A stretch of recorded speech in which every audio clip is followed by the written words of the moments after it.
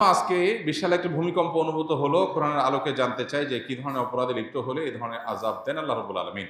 প্রথম কথা হলো যে ভূমিকম্প বা কোনো ডিজাস্টার হলে, কোনো দুর্যোগ, প্রাকৃতিক কোনো দুর্যোগ হলেই যে সেটা আল্লাহর আযাব হিসাবেই সবসময় আমাকে ট্রিট করতে হবে, ধরতে হবে, এটা জরুরি বা আবশ্যক না। আমাদের বেশিরভাগ মানুষেরই চিন্তাধারা হলো যে কোনো অসুবিধা আসলেই সেটাকে আল্লাহর আযাব হিসেবে আমরা চূড়ান্তভাবে নিরূপণ করি। কোনটা আল্লাহর আযাব, কোনটা আল্লাহর আযাব না, এটা নবী রাসূলরা থাকলে তারা নিরূপণ করতে পারে।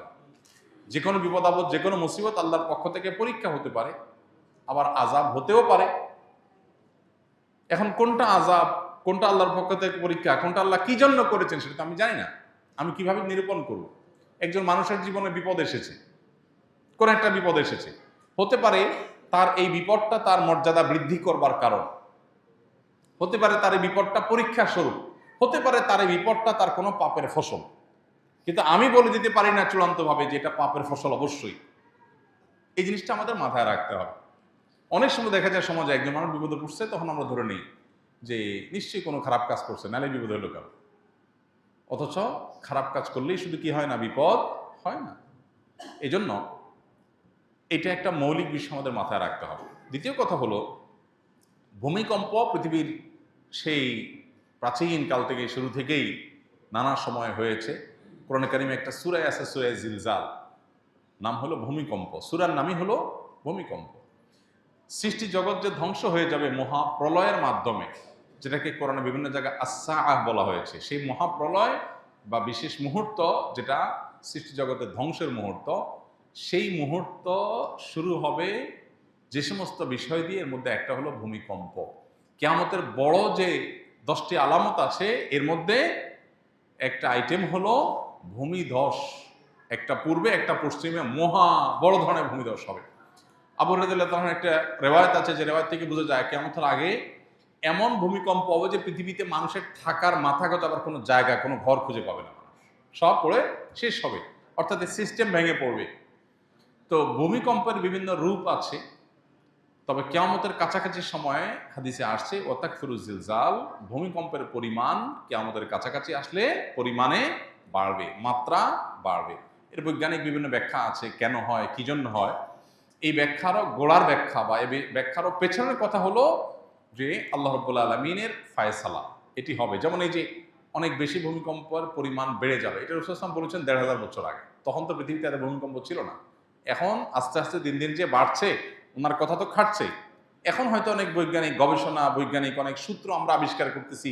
হ্যাঁ, প্লেটের পরিবর্তনের কারণে, এটা সেটার কারণে আমরা বলতে পারছি যে ভূমিকম্প হচ্ছে। কিন্তু নবী সাল্লাল্লাহু আলাইহি ওয়াসাল্লাম যখন বলেছেন, তার কাছে কোনো বৈজ্ঞানিক গবেষণার কোনো ফলাফল ছিল না, কিন্তু সেটা খাটছে অক্ষরে অক্ষরে। তাহলে বোঝা গেল যে বৈজ্ঞানিক ব্যাখ্যা, গবেষণা থাকতে পারে, সেগুলো সত্য হোক, কোনো অসুবিধা নেই, সত্য হতে পারে, সত্য। এরপরও এর চেয়ে মহাসত্য হলো এটা আল্লাহর ফয়সালা, এটা আল্লাহর ফয়সালা, এবং সেজন্য হচ্ছে। বৈজ্ঞানিক যোগ বিয়োগ ব্যর্থ হয়ে যেতে পারে, ভুল প্রমাণ হয়ে যেতে পারে, আল্লাহর ফয়সালা ভুল হওয়ার কোনো সুযোগ নাই। এই জন্যই তো দেখা যায়, এই যে কোভিড-19 সময় আমরা দেখেছি অনেকে পরিপূর্ণ নিরাপদ জায়গায় ছিলেন, আবার কোভিডে আক্রান্ত হয়ে গেছে। আরেকজন সারাক্ষণ কোভিডের রোগীর কাছে ছিলেন, তার কিছুই হয় নাই। তাহলে বৈজ্ঞানিক যুক্তিতে একজন লোক সেফ ছিল, সে তো ভালো থাকার কথা, কিন্তু ভালো থাকে না, তাই না? এই জন্য আল্লাহ রাব্বুল আলামিন কি চাচ্ছেন সেটাই বড় জিনিস। আমরা বিভিন্ন কারণ আবিষ্কার করতে পারি, ডেফিনেটলি সে কারণ আবিষ্কার করব, সতর্ক থাকবো, বোঝার চেষ্টা করব, এগুলো কোনো সাথে কোন হাদিসের কন্ট্রাডিক্টরি নেই। কিন্তু বিশ্বাসের জায়গা হবে সেটাই যেটা আল্লাহ তাআলা ফয়সালা করে রেখেছেন। এই জন্য ভূমিকম্পের এই সমস্ত পরিস্থিতিগুলো আল্লাহ তাআলার আয়াত, আল্লাহর নিদর্শন সমূহ বলতে পারি। আল্লাহ তাআলা কোরআনে কারিমে বলেছেন যে আল্লাহ তাআলা যে নিদর্শন নাজিল করেন, সেই নিদর্শনটা মানুষকে সতর্ক করবার জন্য নাজিল করেন। অতএব আমাদেরকে সতর্ক হতে হবে, এবং এই সমস্ত ভূমিকম্প আমাদেরকে সতর্ক করে যে আমরা যে কোনো মুহূর্তে দুনিয়া থেকে চলে যেতে পারি। বিধায় আমাকে প্রস্তুত থাকতে হবে সবসময়, তওবা, ইস্তেগফার, আল্লাহর দিকে রুজু হওয়ার জন্য কোনো অপেক্ষা নয়। এখনই এই মুহূর্তে আমার তওবা করে ফেলতে হবে, হতে পারে এর পরের মুহূর্তে আমি আর সুযোগ পাবো না। দুনিয়াটা যে খুবই ক্ষণস্থায়ী, এটাকে আমরা যতটা পার্মানেন্ট মনে করি, যেভাবে এটার জন্য আমাদের প্রিপারেশন থাকে, তাতে মনে হচ্ছে অনন্তকাল থাকবো, সেটা যে ভুল। এটা আল্লাহ তাআলা এই সমস্ত ঘটনার মধ্য দিয়ে আমাদেরকে বারবার করে বার্তা দেন, স্মরণ করান। নবী রাসূলরা এসে যে কাজটি করাতেন, স্মরণ করাতেন সেটি। অতএব আল্লাহ তাআলা আমাদেরকে এগুলো থেকে শিক্ষা গ্রহণ করবার তৌফিক দান করুন। গুনাহ করলে অন্তরে দাগ পড়ে, কথাটি কতটুকু সত্য? যদি সত্যি পড়ে থাকে তাহলে কেন পড়ে এবং এই দাগ কাটানোর উপায় কি? উত্তর হলো, গুনাহ করার ফলে অন্তরে দাগ পড়ে এই মর্মে সম্পূর্ণ পরিষ্কার একটি বিশুদ্ধ হাদিস আছে। নবী সাল্লাল্লাহু আলাইহি ওয়াসাল্লাম বলেছেন, বান্দা যখন কোনো গুনাহ করে তার অন্তরে নোক্তাতুন সাউদা বা কালো একটি দাগ পড়ে। গুনাহ যদি বড় হয় দাগ হয়তো বড় হয়, গুনাহ ছোট হলে দাগটা ছোট হয়। তো এইভাবে অন্তরে যখন দাগ পড়ে, মানুষের অন্তরটা হলো আয়নার মতো। অন্তর দিয়ে মানুষ অনুধাবন করে, ভালো মন্দ পরখ করে, বুঝে। তো গুনাহের ফলে একটা দাগ পড়ে, আরেকটা গুনাহ পড়ে আরেকটা দাগ পড়ে, এইভাবে গুনাহ করতে করতে অন্তরের উপর আস্তে আস্তে দাগ পড়ে, সেটা মলিন হয়ে যায়, অন্ধকার হয়ে যায়। আর এর ফলে কি হয়?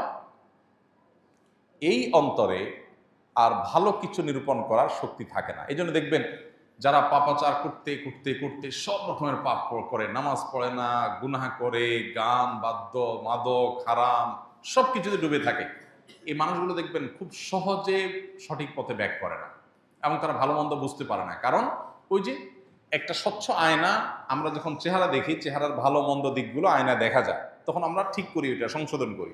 কিন্তু যদি আয়নাটাই সব দাগে ভরা থাকে, তাহলে ওই আয়নাতে আমার সমস্যা ধরা পড়বে না। ঠিক একইভাবে গুনাহ করতে করতে মানুষের অন্তর যখন কালো হয়ে যায়, তখন সে অন্তর দিয়ে ভালো আর মন্দ পথ সে বের করতে পারে না। ওইটা ওই ময়লা আয়নার মতো, ভালো মন্দ বোঝা যায় না ওইটা দিয়া, তার অন্তর দিয়ে ভালো মন্দ বোঝা যায় না এবং তার অন্তরে মোহর পড়ে যাওয়ার মতো অবস্থা তৈরি হয়। এখন প্রশ্ন হলো, এই অন্তরের কালো দাগ দূর করবার উপায় কি? উত্তর হলো, এই অন্তরের কালো দাগ দূর করবার উপায় হলো তওবা। এর উপায় কি? তওবা। বান্দা যখন কোনো গুনাহ করে, দাগ পড়ে, এই দাগ মোছার উপায়টা কি? ডিলেট করার উপায়টা কি? এটা ডিলেট করার জন্য রিমুভার হলো তওবা। বান্দা যখন খাঁটি অন্তরে লজ্জিত অনুতপ্ত হয়ে নিজেকে ভৎসনা করে আর এই গুনাহ এই পাপ সে আর করবে না এই মর্মে সংকল্প করে, তখন তার অন্তরের দাগটা আল্লাহ মুছে দেন। আত্তাইবু মিনাজ যামবি কামাল্লা যামবালা। গুনাহ করার পর যখন তওবা করে মানুষ ফিরে আসে, তখন যে গুনাহ হওয়ার কারণে যে সমস্যা হয়েছে সেটা একদম মুছে সাফ হয়ে যায়, কেমন যেন সে গুনাহই করেনি।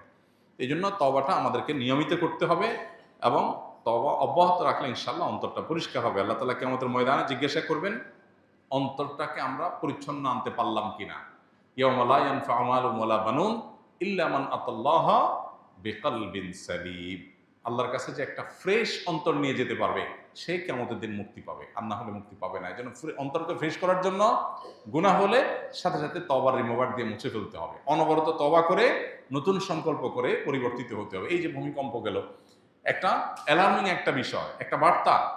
আমি এখনই শেষ হয়ে যেতে পারতাম, বাট আল্লাহ আমাকে সুযোগ দিয়েছেন, তাহলে আমি তওবা করি যে আল্লাহ আমি আর আপনার অবাধ্য হব না, নাফরমানি যাব না, হারামে যাব না। এই যে নতুন সংকল্প করলাম, সেটাকে টিকে রাখার জন্য সংগ্রাম করলাম, এটাই তওবা। এর মধ্য দিয়ে অন্তরে আগে যেগুলো হয়েছে সেটা পরিষ্কার হয়ে যাবে ইনশাআল্লাহ।